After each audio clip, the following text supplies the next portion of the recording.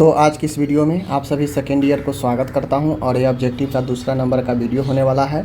मेरा यही लक्ष्य है कि आप लोग को सब्जेक्टिव के साथ ऑब्जेक्टिव्स भी देता रहूं ताकि आप लोग के बहुत ही अच्छा तैयारी होता चले, सब चीज़ के नॉलेज हो, ऑब्जेक्टिव्स भी नॉलेज हो, सब्जेक्टिव भी नॉलेज हो, सब कुछ नॉलेज हो। तो चलिए आज की इस वीडियो को शुरू करते हैं। सभी सब्जेक्ट से मिक्स क्वेश्चन है, चाहे मेडिकल, सर्जिकल, नर्सिंग 1 और 2 हो, चाइल्ड हेल्थ हो, मेंटल हेल्थ हो, चारों सब्जेक्ट से आपके मिक्स क्वेश्चन है जिससे सभी सब्जेक्ट का नॉलेज मिलेगा। ठीक है, चलिए करते हैं शुरू।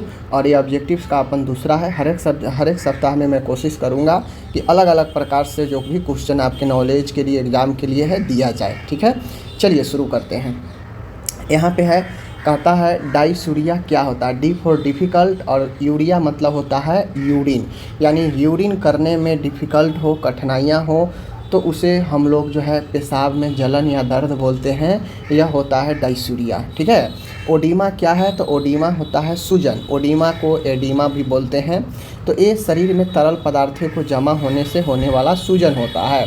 एनोरेक्सिया का मतलब होता है ए मतलब ऑब्सेंस और ऑब्सेंस होता है, और एक्सिया मतलब नोरेक्सिया मतलब होता है भूख न लगना, एनोरेक्सिया कहलाता है। ठीक है, साइनोसिस किसे कहते हैं, तो त्वचा या होठ का नीला पड़ना ऑक्सीजन की कमी से, इसे हम लोग साइनोसिस कहते हैं, देह नीलता। ठीक है, टेकीकार्डिया होता है तीव्र हृदय की धड़कन, यानी हृदय की गति सामान्य से तेज हो जाए, यह 100 से ज़्यादा होने पर टेकीकार्डिया होता है। हार्ट बीट अगर आपका 60 से कम हो जाए, 60 पर मिनट से, तो दिल की धड़कन मंद होना, धीमा होना ब्रेडिकार्डिया कहलाता है। समझ गए। आगे है एसाइटिस क्या है, तो बेसिकली एसाइटिस पेट में तरल पदार्थों को जमा होने को कहते हैं, पेट में पानी होना एसाइटिस कहलाता है।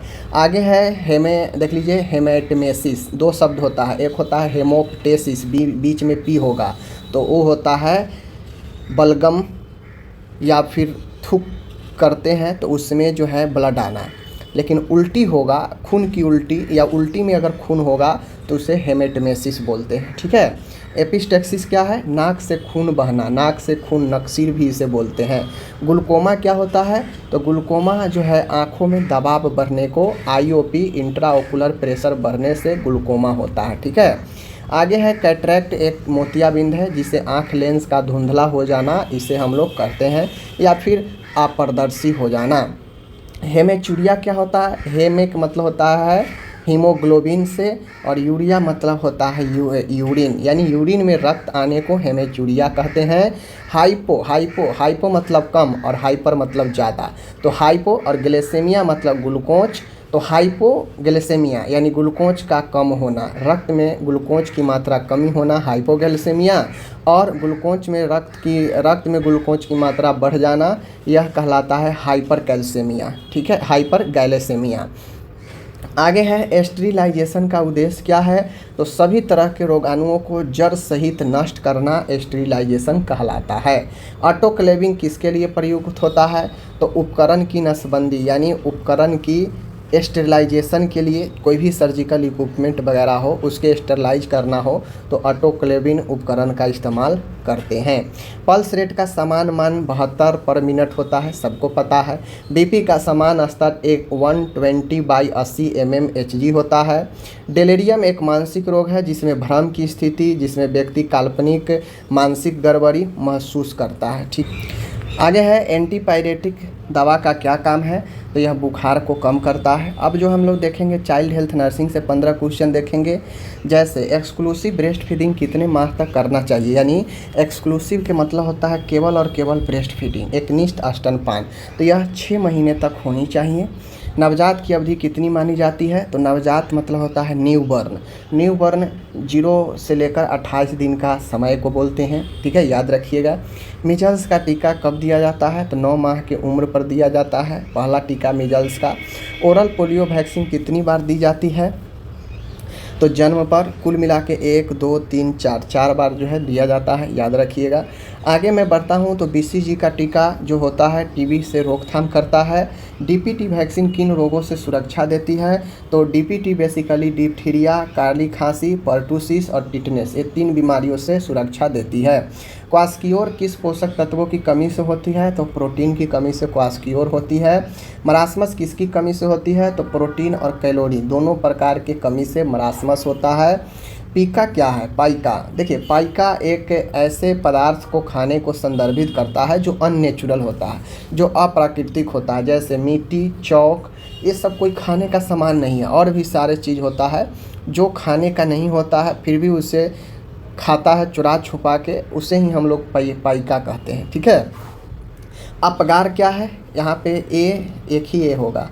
अपगार मतलब होता है नवजात की स्थिति का मूल्यांकन करना। अपगार एक जो है आपका स्केल होता है एक प्रकार से, जो है हम अपगार चार्ट होता है जिसे हम लोग जो है नवजात को जन्म के 1 मिनट या 5 मिनट पर हमें करते हैं, ये चार्ट बनाते हैं आकलन के लिए कि बच्चा किस स्थिति में है।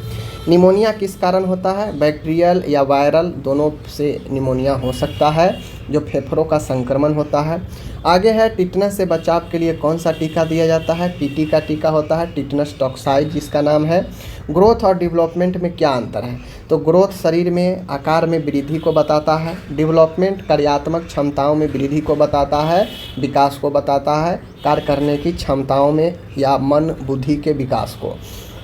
नियोनेंटल रिफ्लेक्सेज क्या होता है? कितने समय तक रहते हैं? तो जो भी रिफ्लेक्सेज होता है प्रतिवर्ष लगभग 8-9% बच्चे में होते हैं, लगभग 4 से 6 महीने तक ये उपस्थित रहता है। बीनिंग कब शुरू की जाती है? तो देखिए जैसे ही एक्सक्लूसिव स्तनपान 6 महीने तक होता है तो इसके बाद हम लोग जो है बीनिंग शुरुआत करते हैं, जहाँ से माँ के दूध के साथ स्तनपान के साथ ऊपर से कुछ आहार हम लोग देने का प्रयास करते हैं। अब 15 क्वेश्चन मेंटल हेल्थ नर्सिंग से है, देख लीजिए। एस्किजोफ्रेनिया क्या है? माय डियर, एस्किजोफ्रेनिया एक गंभीर मानसिक रोग है जिसमें व्यक्ति रियलिटी से दूर हो जाता है, काल्पनिक में चला जाता है। ठीक है। डेलूजन किसे कहते हैं? तो झूठे विश्वास जो तर्क से भी नहीं हटते हैं, यह डेलूजन होता है जिसमें व्यक्ति को झूठा बिलीफ होता है, फल्स पर जो है बिलीफ होता है इसमें। ठीक है। हेलुसिनेशन क्या होता है? मति भ्रम जिसे बोलते हैं, ऐसी चीज़ें देखना या सुनना जो असल में नहीं होता है। ठीक है ना, ऐसी चीज़ें देखना या सुनना जो असल में रियल में नहीं होते हैं। यानी यहाँ पे क्या होता है, चीज़ें तो उपस्थित होता है लेकिन वो रियल में नहीं होता है। ठीक है, इस चीज़ को ध्यान में रखिएगा। आगे है फोबिया किसे कहते हैं? किसी चीज़ का अत्यधिक और अनियंत्रित डर या चिंता ही फोबिया कहलाता है। डिप्रेशन के लक्षण है उदासी, थकान, नींद न आना, आत्महत्या का विचार, ये सब डिप्रेशन में होता है। मेनिया की विशेषता क्या है? मेनिया अत्यधिक उत्तेजना और ऊर्जावान स्थिति होता है, जहाँ पे व्यक्ति काफ़ी ज़्यादा अपने आप को जो है ऊर्जावान समझता है। ठीक है ना। आगे है बाइपोलर डिसऑर्डर में क्या होता है? तो मैनिक और डिप्रेशन दोनों अवस्थाएं होती है।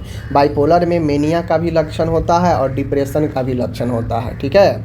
ऑब्सेसिव कंपल्सिव डिसऑर्डर जिसे ओसीडी कहते हैं, यह क्या है? तो बार बार आने वाले विचार और उन्हें शांत करने के लिए दोहराया गया व्यवहार, यानी मन में आपको रिपीटेशन आता है किसी चीज़ को लेकर और आप उस रिपीटेशन को दूर करने के लिए आप वो काम करते हैं, बाध्य हो जाते हैं, वही ऑब्सेसिव कंपल्सिव डिसऑर्डर होता है। जैसे ताला घर में लटका दिए हैं और आप ऑफिस चले गए, पढ़ाई करने चले गए, लेकिन आपको मन में ऐसा ख्याल अचानक से उठने लगता है कि मैंने घर में ताला नहीं लगाया है, नहीं लगाया है।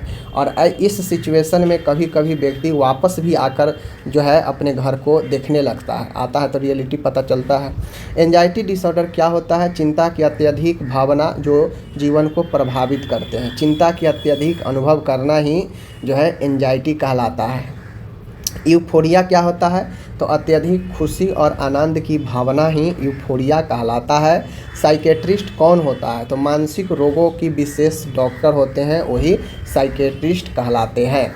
काउंसलिंग का उद्देश्य क्या होता है? तो रोगी को मानसिक और भावनात्मक समर्थन देना, सपोर्ट करना काउंसलिंग में ही होता है। इलेक्ट्रोकन्वल्सन थेरेपी ईसीटी कब दी जाती है? तो गंभीर डिप्रेशन और सिजोफ्रेनिया में या फिर मेनिया में या फिर बाइपोलर डिसऑर्डर में, इन सब में गंभीर रोगों में ही ईसीटी दिया जाता है, इलेक्ट्रिक झटका। न्यूरोट्रांसमीटर क्या होता है? तो न्यूरोट्रांसमीटर बेसिकली रासायनिक द्रव्य है, एक रासायनिक केमिकल होता है जो नर्व में कोशिकाओं को संदेश पहुंचाते हैं। न्यूरोट्रांसमीटर जो होता है हमारे ब्रेन के सेल के बीच, न्यूरॉन के बीच संदेश पहुंचाने का काम करता है। ठीक है। आगे है मेंटल हेल्थ का क्या अर्थ है। तो मेंटल हेल्थ का अर्थ है व्यक्ति का भावनात्मक, मनोवैज्ञानिक और सामाजिक स्वास्थ्य से। मेंटल हेल्थ का मतलब होता है कि व्यक्ति का मन का स्थिति कैसा है, ठीक है। तो यही मेंटल हेल्थ होता है, समझ गए। तो इस प्रकार से मैंने आपको बहुत अच्छे लगभग 50 क्वेश्चन के आसपास मैंने आपको करा दिया। अब आपको इसको प्रैक्टिस करना है। मैं कोशिश करूंगा कि हर एक तरीक़ा से क्वेश्चन आपको समझाया जाए, ताकि एक मजबूत आप सेकेंड ईयर पढ़ कर निकले, घर से भी बैठकर नॉलेज आप प्राप्त कर सकें। क्योंकि कॉलेज में मात्र 10% कॉलेज में ही आपको अच्छे से पढ़ाई होती है, वरना स्टूडेंट खुद मेहनत करके आगे बढ़ते हैं। तो उसमें सपोर्ट करने के लिए मैं हूं आपको, किसी भी स्टेट से है कोई दिक्कत नहीं है, ठीक है। धन्यवाद।